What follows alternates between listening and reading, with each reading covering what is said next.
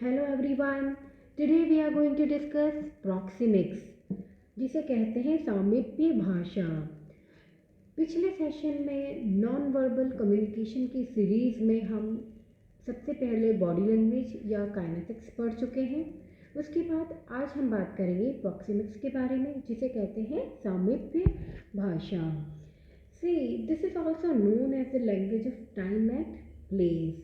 Proxemics means surroundings, environment, place, distance and the nearby subject matters.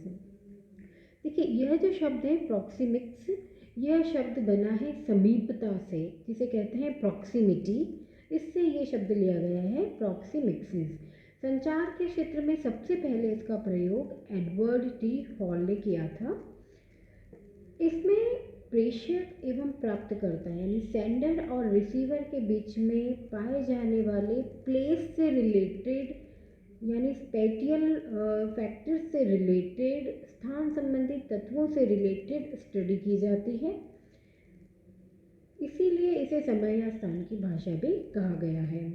इसका meaning ये है कि हमारे आसपास का ऐसा स्थान, ऐसी जगह या डिस्टेंसेस या ऐसा कोई सब्जेक्ट मैटर जो एक्चुअली हेल्प करता है कम्युनिकेशन में या एक तरह का कम्युनिकेशन ही करता है, इसे सामीप्य भाषा या प्रॉक्सिमिक्सिस कहा जाता है।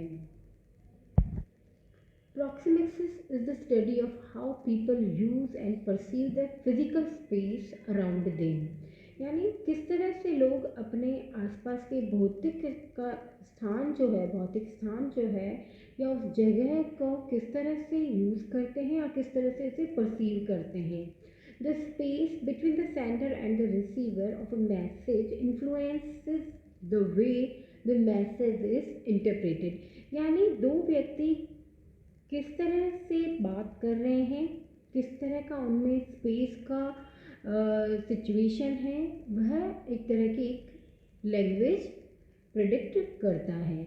The perception and use of space very significantly across cultures and different settings with in cultures. और ये जो स्पेस का जो लैंग्वेज है, यह बेसिकली वेरी करता है, बहुत अलग अलग होता है अलग अलग कल्चर में या एक ही कल्चर में अलग अलग सेटिंग्स में। मान लीजिए आप फॉर्मल सेटिंग में है या सोशल सेटिंग में है, तो इस तरह की सिचुएशन में भी प्रॉक्सिमिक्सिस अलग अलग हो सकता है।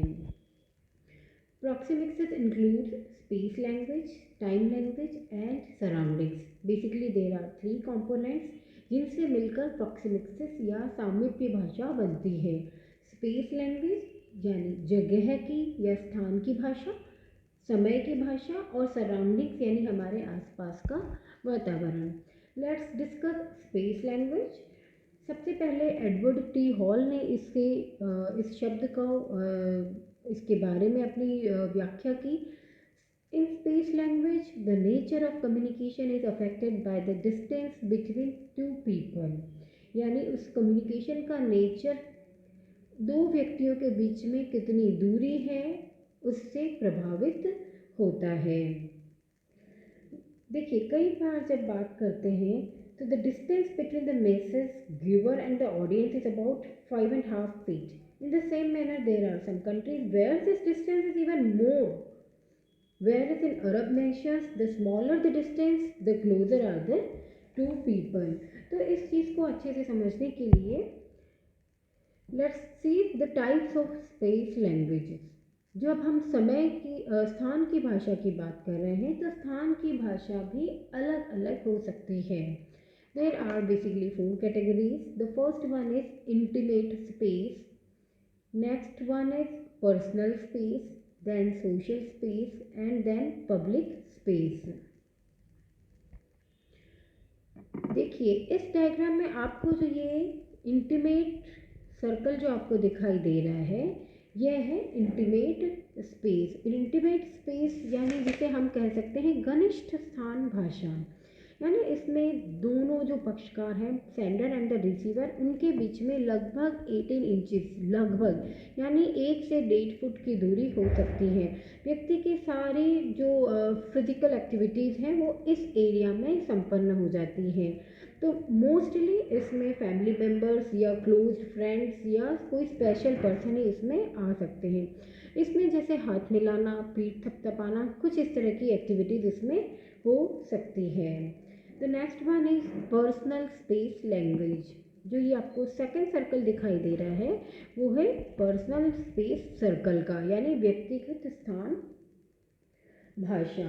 In personal space language, the distance between two people ranges from 1.5 feet to 4 feet, यानी अप्रॉक्सीमेटली ये आपका 18 से 4 इंच, यानी ये होता है लगभग 1.5 फीट से 4 फीट के बीच में। It includes unplanned and friendly communication in different cultures. The distance between people of same age and sex is less, और वो कुछ इस तरह से डिफरेंट भी हो सकता है कल्चर के अकॉर्डिंग, बट नॉर्मली ऐसा माना जाता है कि जहाँ पर हम व्यक्तिगत स्थान भाषा की बात करते हैं तो उसमें लगभग 1.5 से 4 फुट के बीच की दूरी इन के बीच में कम्युनिकेशन हो जाता है। The next one is social space. जो ये आपका थर्ड सर्कल है वो होता है सोशल स्पेस का, जिसे कहेंगे सामाजिक स्थान भाषा। इसमें यह दूरी 4 फुट से 12 फुट तक की हो सकती है। ओके, 4 फुट से 12 फुट तक की हो सकती है। इस भाषा का प्रयोग औपचारिक उद्देश्य के लिए किया जाता है और यह बेसिकली एक नेशनल बिहेवियर को प्रकट करता है। तो this social language particularly in a social group, in a society, it happens like that people are having a difference of approximately 4 foot to 12 foot. Okay, the next one is public space. ये आपका जो last circle है, यानी एक व्यक्ति और उसका सार्वजनिक स्थान भाषा, उसमें यह दूरी लगभग 12 फुट से अधिक हो जाती है। यह दूरी बहुत ही फॉर्मल एक कम्युनिकेशन को प्रकट करती है। इसमें मैसेज जो है वह बहुत ऊंची आवाज़ में दिया जा सकता है। पब्लिक कम्युनिकेशन की जब हम बात करते हैं तो इसका एग्जांपल किसी तरह की सोशल गैदरिंग या पॉलिटिकल गैदरिंग या रिलीजियस गैदरिंग से लिया जा सकता है जहाँ पर बहुत बड़ा जनसमूह होता है। तो this is the type of space language. Now the second one is time language. Time language जो है that is relevant factor of communication process in speech, यानी जब भी कम्युनिकेशन में एक बहुत ही इम्पॉर्टेंट लैंग्वेज हो जाती है टाइम लैंग्वेज, क्योंकि हर चीज़ का या हर एक्टिविटी का एक पर्टिकुलर समय होता है। और स्पेशली जब हम बिजनेस ऑर्गेनाइजेशन की बात करते हैं या बिजनेस कम्युनिकेशन की बात करते हैं तो उसमें टाइम फैक्टर बहुत इम्पॉर्टेंट हो जाता है। And the study of time language is called chronometrics. So this is the study of how we refer to and perceive time, यानी हम उस समय को कैसे बिहेव करते हैं और उसे कैसे परसीव करते हैं, यह चीज़ इसमें पढ़ी जाती है। यानी इसमें समय को ध्यान में रखकर संचार के विभिन्न तरीकों का प्रयोग किया जाता है। देखिए, जो भी कोई लैंग्वेज होती है उसके एनालिसिस के लिए कोई ना कोई एक डेफिनेट एक यूनिट होती है और उस यूनिट का जो प्रेजेंटेशन होता है उसका एक पर्टिकुलर कोई क्रम उसका निश्चित होता है। तो इसी तरह से एक टाइम भी एक अपने आप में एक यूनिट होती है। और जैसे कई बार कहते भी हैं टाइम इज़ मनी, यानी समय को बहुत मूल्यवान माना जाता है। और स्पेशली जब हम बिजनेस कम्युनिकेशन की बात कर रहे हैं तो उसमें किसी भी डिसीज़न का, किसी भी एक्टिविटी का सही समय पर होना, सही समय पर मैसेज का पहुंचना बहुत ही इम्पोर्टेंट रोल प्ले करता है। तो नेक्स्ट वन इज सराउंडिंग्स, यानी आपके आसपास का वातावरण, आपका माहौल कैसा है। Surroundings covers the environment of communication and has the following parts: colour, layout, designing, something. तो इसमें अनेक तत्व होते हैं और जो हमारे आसपास का माहौल है, जो वातावरण है, वह इसमें शामिल किया जाता है।